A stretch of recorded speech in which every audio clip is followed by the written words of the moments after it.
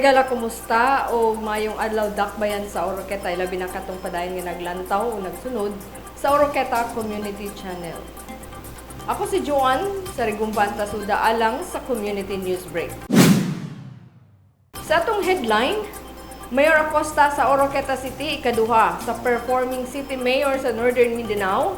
Di nakuha ni Mayor Indy Waminal sa Ozamis ang unang pwesto, samtang ikawalo nakuha ni Mayor Kanama sa Tanggo. Aniya ang kumpletong detalye. Human girelease sa RP Mission and Development Foundation ang resulta sa Performance Evaluation Survey nga naglantaw sa performance sa mga mayor sa tibok Northern Mindanao.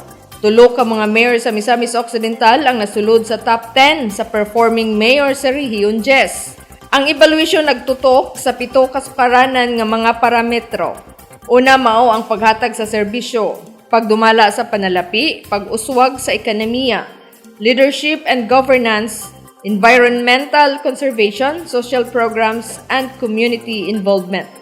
Si Ozamis City Mayor Henry N.D. Waminal ang nahimong top performing city mayor sa Northern Mindanao Region nga adunay 90.7% ang nakuhang performance rating, samtang misunod si Oroqueta City Mayor Lemuel Merrick M. Acosta nga adunay 87.3% nga assessment score ug anaa sa ikawalo nga spot si Tanggob City Mayor Ben Kanama nga adunay score nga 77.3%.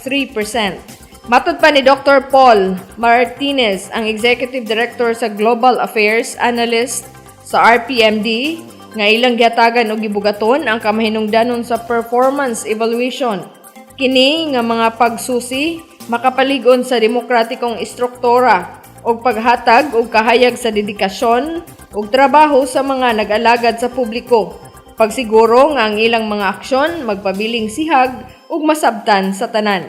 Samtang gikalipay ni Mayor Acosta ang lain na usab nga kalampusan sa dakbayan og sa entero Misamis Occidental for a job well done. O gipaabot usab ni Mayor Acosta ang iyang pag-congratulate sa iyang kaubang mayor sa probinsya nga nakita ang ilang gitanyag nga mga serbisyo ngadto sa katawhan sa matag syudad ug sa kinatibuk ang probinsya, agig suporta sa Provincial Trust nga gipasiugdahan ni Governor Henry Waminal nga mao ang 5Ms, misamisnon, magpuyong malinawon, malambuon ug malipayon. Mao kato ang naglangkob sa Community News Break. Sa ngalan sa kinatibuk ang puwersa sa Oroqueta Community Channel. Ako si Joan sa Rigumban Tasuda. Moingon kanyang dahang salamat ug hangtod sa sunod nga higayon.